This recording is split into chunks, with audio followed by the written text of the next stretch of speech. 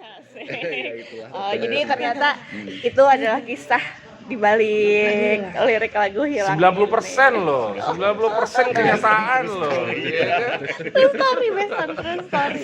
90 seperempat. Iya, yang sisa 10% itu melodinya Handi. Iya. Aduh. 10% belum Iya, itu dari sisi penulis ya. Ya. Sekarang gimana dari teman-teman yang lain, apa punya interpretasi yang sama terhadap liriknya, atau mungkin ada yang berpikir, oh ini kalau misalkan dikaitkan sama kisah gue kayaknya lebih ke sini deh ceritanya gitu, ada nggak sih yang kayak gitu? Lu dulu, ngomong dulu gue. Lu Put. Bayanganku gede ntar. Kalau dari Putri ya, pas baca liriknya sih sebenarnya mostly sama sih interpretasinya sama Kapano gitu ya. Kayak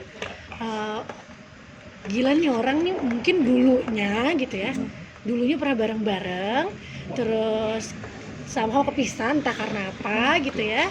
Kepisah sama apa, tiba-tiba nggak ada angin nggak ada apa, ada kesempatan lagi untuk ketemu, tapi either si cewek atau si cowoknya tuh ragu gitu. Sama sih sebenarnya untuk interpretasinya gitu. Sama, kalau aku nggak ada beda sih kan. Sama.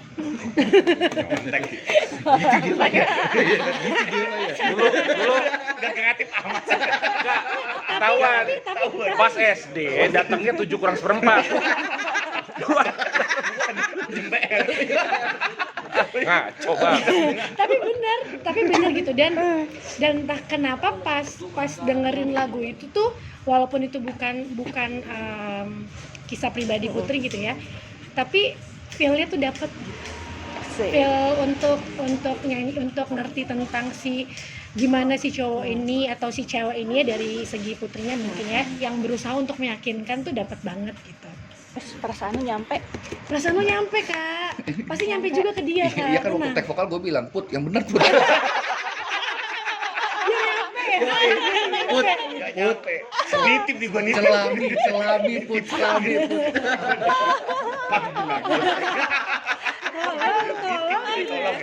Tolong ya. Tolong biar perasaannya sampai ya. Jadi sebenarnya lagu ini tuh sedih tapi ada Ada hope ya? perasaan. Pasti ada hope. Ada hope-nya, ada hope. Ada harapannya, terus ada mungkin perasaan reliefnya gitu ya, tapi masih ini nih, masih kayak diambang gitu loh, kayak ini bakal berhasil atau enggak ya gitu, karena ya itu kan si orangnya tuh mencoba untuk meyakinkan gitu. Ya semoga aja Mari akhirnya kita happy doakan ending. kawan-kawan supaya perasaan si pencipta dan penulis lirik ini sampai kepada orang yang dituju. Dan semoga orangnya Biar si juga Dian mendengarkan merasa. langsung. Kita ngomongin mana? Ya, kalau dari Cai sama Handi gimana nih sebagai laki-laki yang ini mah adalah gitu, atau justru emang mendalami juga, menjiwai juga gitu? Kalau gue kan kebetulan yang bikin notasinya gue kasihin ke Pano, terus waktu jadi liriknya kan lewat QC gue dulu. Iya.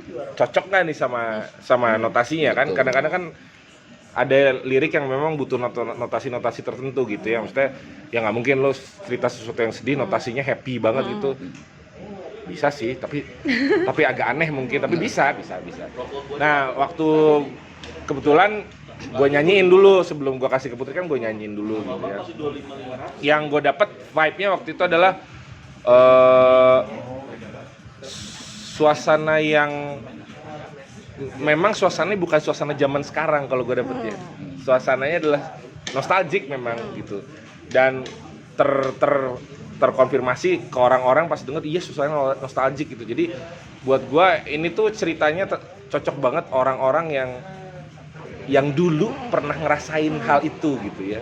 Yeah. Mungkin aja ada orang zaman sekarang denger, tapi pasti kalau yang dulu pernah ngerasain terus denger lagu ini, gue yakin sekitar 75,38% lah ya.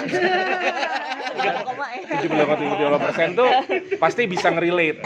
Iya. Mungkin hampir semua orang pernah ngerasain hal seperti ini gitu ya, dengan beberapa faktor berbeda, tapi pada intinya lo pernah sama orang, abis itu pisah, abis itu ketemu lagi, nah CLBK deh. Kalau bahasa zaman dulunya ya kan, CLBK deh. Pasti pernah kan ngerasain kan. Jadi tentunya ya pasti relate ke kita gitu karena waktu zaman muda dulu kan ya. Gue masih muda enggak? di hayalan gua sangat relate kok dengan kehidupan masing-masing. Bisa pesan sponsor by Lion Air. Nah, jadi buat gua sih memang relate banget, memang emang apa yang dia sampaikan tuh justru kenapa akhirnya itu juga jadi salah satu alasan kenapa kita milih lagu ini karena pesannya tuh sangat mudah dipahami gitu sebenarnya. Jadi nadanya gampang dimengerti. Liriknya pun wah, berat ya. Tapi lucu, tapi gue pernah tuh kayak gitu.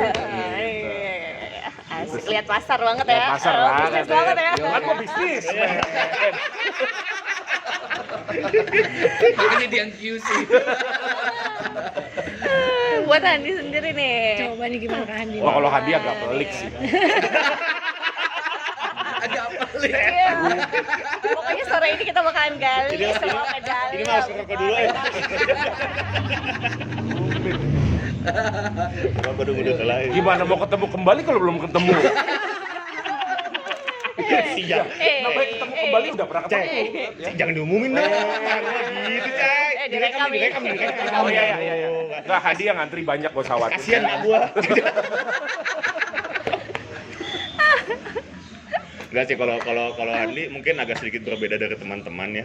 Karena kalau dari dulu Handi bermain musik, khususnya main gitar, itu dari belajar main gitar sampai sekarang itu sebenarnya hampir nggak bisa memahami lirik karena bukan karena lebih yang dilihatnya itu adalah kayak apa namanya ya, vocalizing si kalau misalnya pakai vokal gitu, huruf vokalnya nyambung nggak sama si nada-nada kayak misalnya ritmenya kayak gimana, apakah itu ngebangkitin emosinya si musik itu sendiri atau enggak gitu kan.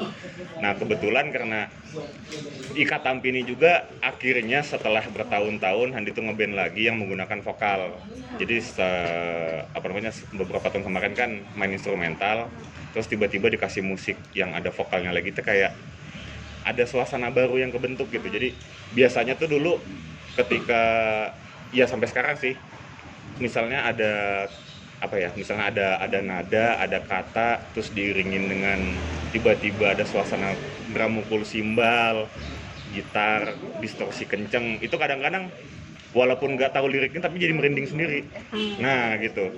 Nah itu nggak tahu kesambat atau gimana, cuma pas ya sama ya karena sama Cai juga udah bertahun-tahun, udah belasan tahun gitu, udah paham lah Cai feeling musiknya gimana, terus kenal sama Apano juga udah lumayan lama tahu, dan kebetulan juga band-band yang dimainin dulu dan diaditionalin sama Apano juga saya suka juga gitu kan. Jadinya kayak gimana ya, sebenarnya ya mungkin semua lagu yang bakal ada ataupun yang udah ada juga, yang udah nggak ada juga, belum ada maksudnya, nggak tahu itu liriknya kayak gimana maksudnya, nggak paham, tapi ngerasainnya tuh kayak ketika misalnya contoh lagu Hilang, ketika si Putri ngomong hilang gitu, kayak misalnya pas kemarin latihan pertama kali kan akhirnya cobain latihan di studio gitu ya, itu tuh kayak apa ya, kayak Muci Rambai gitu, enak banget ini musiknya, nah gitu jadinya gitu. Padahal kalaupun itu kalau itu mungkin katanya bukan hilang atau apa, tapi vokal yang ngomongnya ang itu kayaknya beda sendiri aja gitu rasanya. Jadi ya begitulah kalau Handi pribadi sih ngerasanya sih. Mesti transfernya banyak nih kan. Bagus banget nih jawabannya. Ntar ya transfernya. Jawabannya. Ya pokoknya karena kebetulan juga maksudnya di band ini juga alhamdulillahnya teman-teman bukan mempercayakan sih, maksudnya Ndi ngebentuk musiknya sok Handi lah. Iya, benar. Handi yang mencoba mengaransemen, tapi Handi lepasin lagi ke anak-anak, kayak gini gimana, yuk enak. Giliran urusan gitar, terus kemana ya Wendy? Ya udah, paling tiba-tiba Cai ditambahin ini, tambahin itu, jadinya yang biasa selama ini sendiri tiba-tiba ada sosok-sosok yang ngebantu tuh, apa ya, mengharukan aja. Ya sih gue nggak ada pilihan lain. Ini bahasa bahasa halusnya. Gua kan nggak bisa, ya kan? Pano main drum, nyanyi, ya cuma dia, ya udah lu aja. Ya gitu. Aduh.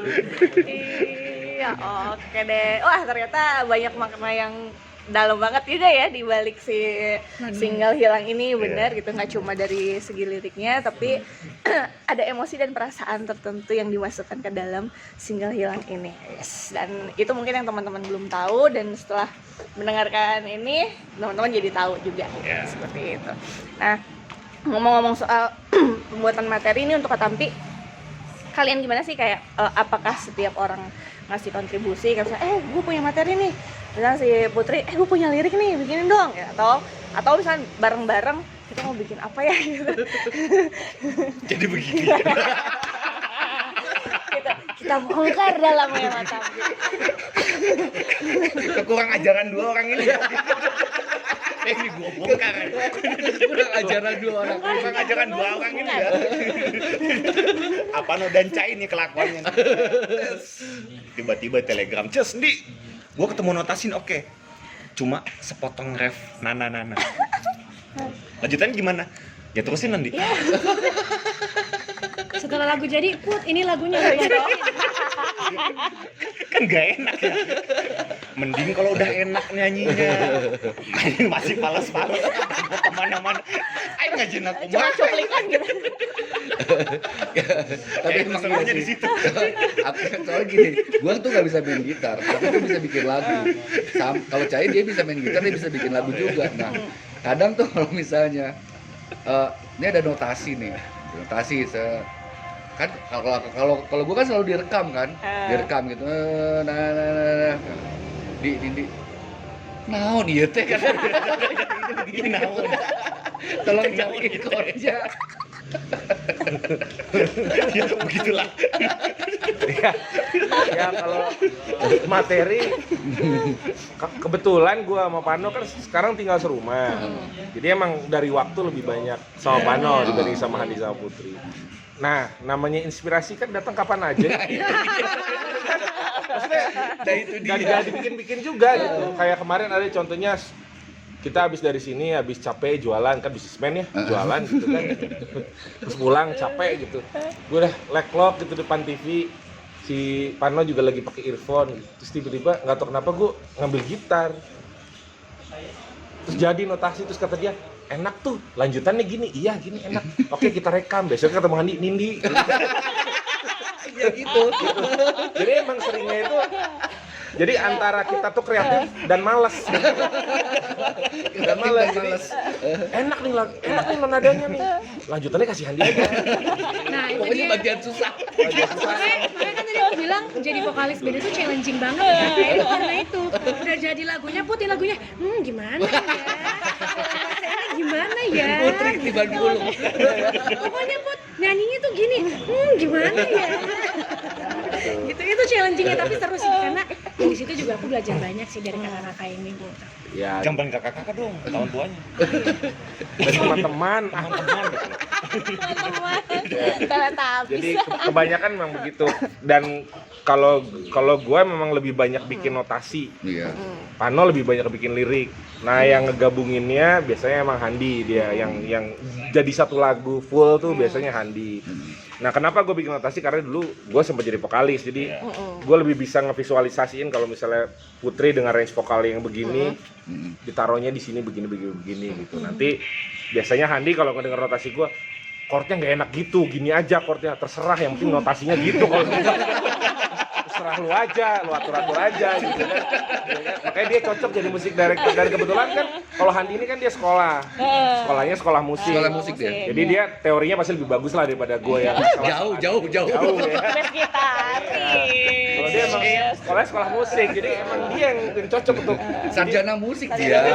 Iya. Jadi ibaratnya kalau gue mah yang bikin patternnya, Pano yang ngewarnain, nah dia yang nyablonnya.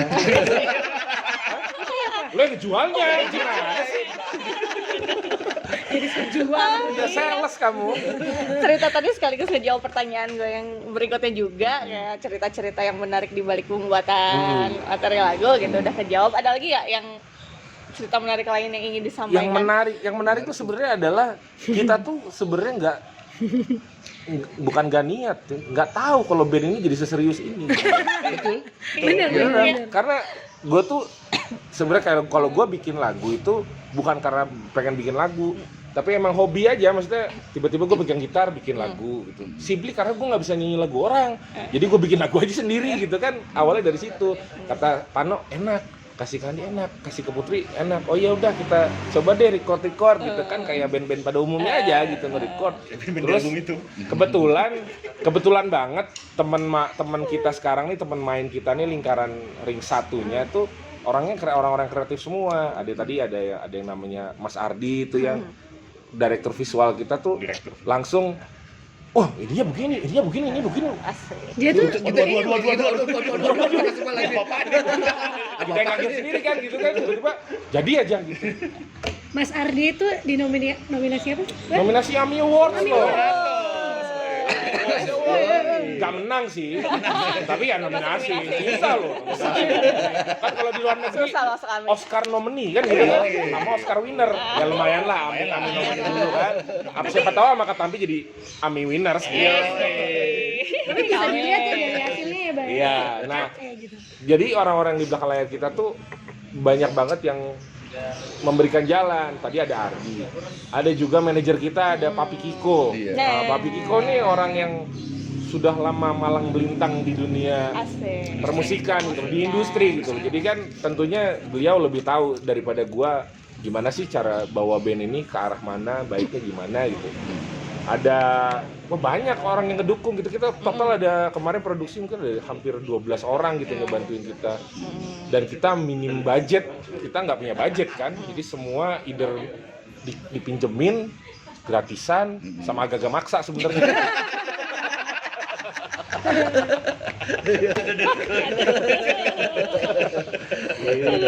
Jadi benar-benar kita nggak nyangka, maksudnya bisa sampai keluar single, sekarang ada di YouTube, bisa ditonton video klip liriknya gitu kan. Ya, ada yang mau interview lagi. Ada yang mau interview lagi. Terus gue juga bilang, gue kan iseng interview. Apa ya kan? Siapa tahu iseng-iseng jadi sesuatu kan, nggak tahu. Kalau di buku-buku sukses biasanya iseng-iseng itu yang berhasil. Tapi suatu saat kan Katampi jadi pembukanya Coldplay. Udah luar Udah pernah di Bukan pintu. Ya hitung-hitung latihan interview ya sebelum ada media nasional yang interview kalian gitu. Oke deh. Nah soal balik lagi ke karakter musik kalian, pengen tahu dong musisi lokal atau musisi luar yang seenggaknya memberikan pengaruh buat karakter bermusiknya kalian, siapa sih? Secara band atau Pengen tahu. individual? Boleh individu. Ada Bob Tutupoli. Iya betul. Individu. Individu dari masing-masing dulu atau semua nih? Dari Handi deh gantian. Gua siapa? Kalau Handi sih, kalau lokal nih lokal ya. Lokal sih karena dulu